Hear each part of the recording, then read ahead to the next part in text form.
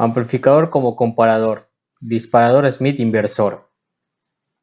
Ok, el circuito que vamos a ver presenta las siguientes características. Muy bien, tenemos ahora el circuito que es un disparador inversor, en el que vamos a tener un voltaje de entrada, un voltaje de salida y un voltaje de referencia. Básicamente van a tener en sí dos niveles de disparo, el alto y el bajo. El comportamiento del inversor, el Smith Trigger inversor, se basa en esta gráfica, en el que podemos ver los dos niveles de activación, nivel alto y nivel bajo. Para entender ello, podemos verlo en la siguiente gráfica, donde básicamente cuando nuestra señal de entrada esté abajo del nivel de alto, la señal va a estar en saturación, en más saturación, va a estar activa en más saturación. Cuando la señal de entrada esté ahora arriba del nivel de límite superior, ahora la señal va a estar para abajo y se va a mantener hasta que toque el límite inferior, la parte azul, y va a ahora activarse otra vez la señal. Muy bien, entonces para este tipo de circuito vamos a tener las siguientes ecuaciones. La primera es determinar el valor de N, que tiene que ver con los voltajes de saturación más, menos, el límite superior, el límite inferior, y de ahí pasar a lo que es obtener las resistencias. Las resistencias básicamente defino el valor de R1 y de ahí saco R2, que es N por R1.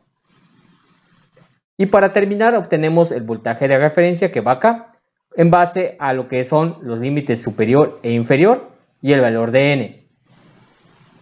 Hay que tomar en cuenta que las resistencias que cuando se estén colocando en amplificadores deben ser mayores a 1 kilo. Vamos al siguiente ejercicio. Dice, del circuito mostrado se desea que el capacitor mantenga un voltaje en un rango de menos 3 a 6 volts. Para ello diseña un disparador Smith inversor con un TLC84 y una fuente simétrica de más menos 12. Demuestre su funcionamiento por simulación.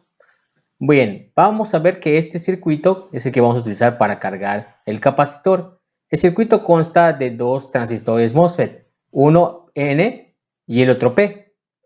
Y para entender cómo funciona antes de resolver el ejercicio, vamos a checar esto por simulación.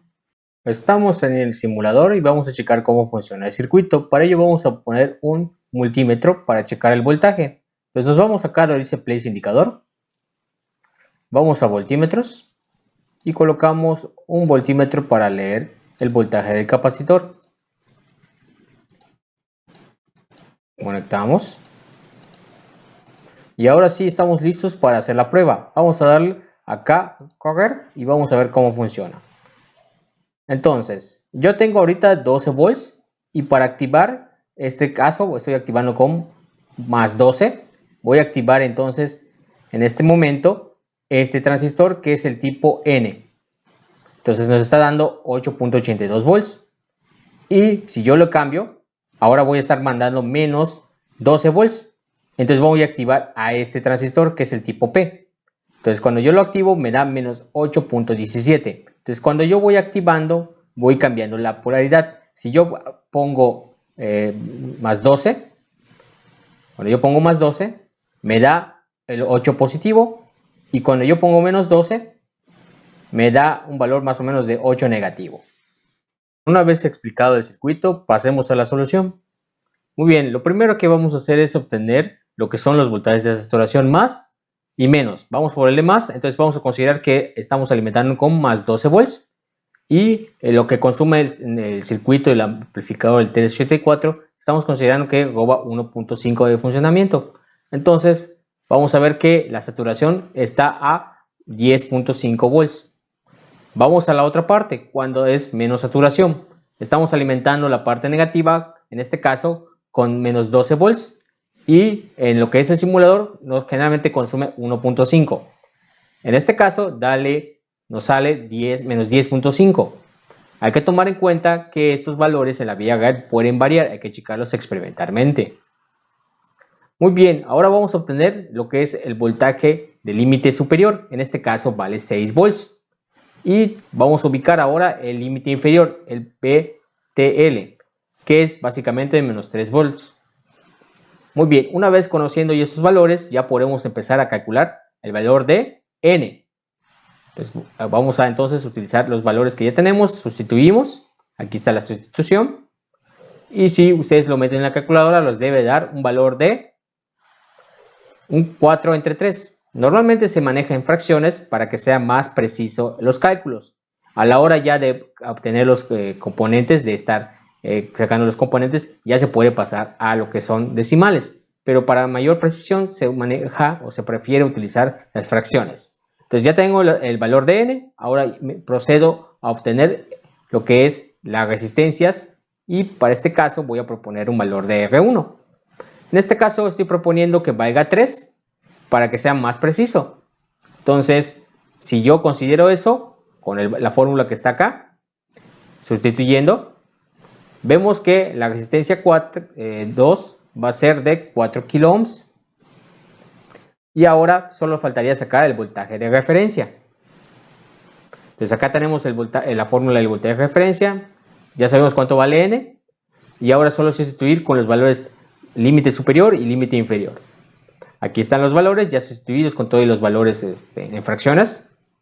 Y si meten esto en su calculadora, verán que el voltaje de referencia les va a dar este valor.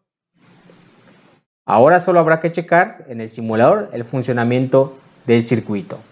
Volvemos otra vez al simulador y ahora ya tenemos armado lo que es el disparador Smith inversor, aquí está, junto con el circuito para cargar el capacitor. Hay que tomar en cuenta que vamos a leer lo que es el voltaje del capacitor y debemos conectarlo acá a la entrada de entrada.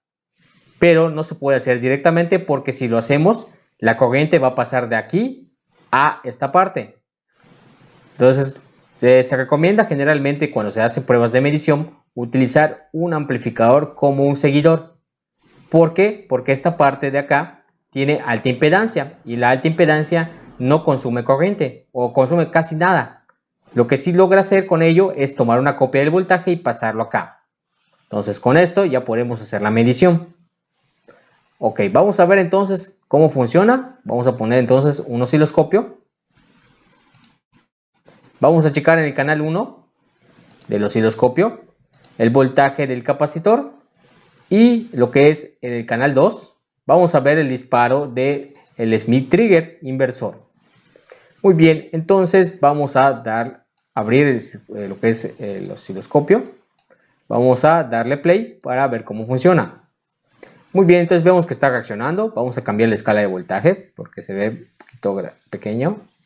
Ahí está, ya se ve un poquito mejor. Vamos a habilitar el canal 2 para ver la señal. Vamos a cambiar la escala. Muy bien, y ahora vamos a cambiar el tiempo para que se vean menos señales y se pueda apreciar. Muy bien, aquí están las señales. Entonces voy a congelarlo con single. Voy a tomar mediciones en el canal 1. Entonces measure. Canal 1 voy a medir el voltaje máximo. Voy a tomar la medida del máximo. Y ahora voy a medir el mínimo.